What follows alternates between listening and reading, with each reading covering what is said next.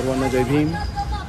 काल मी भीमा कोरेगावला गेलो असता त्या ठिकाणी विजयस्तंभाची पाहणी केली आणि त्या ठिकाणी असं निदर्शनास आलं की दरवर्षीप्रमाणे पाऊस यावर्षीही झाला आणि पावसाचं पाणी विजयस्तंभाच्या आतमध्ये जिरत असल्यामुळे विजयस्तंभाची परिस्थिती विस्कळीत झाली आहे आणि तिथं कधीही मोठी दुर्घटना होऊ शकते।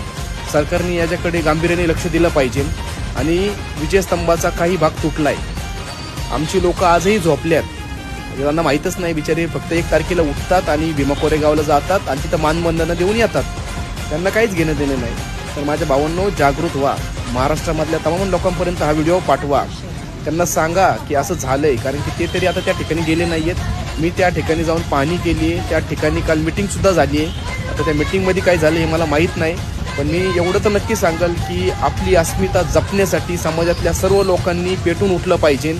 भीमा कोरेगाव फक्त 1 तारखेपुरतंच मर्यादित ठेवू नका, इतर दिवशी पण त्या ठिकाणी जावा।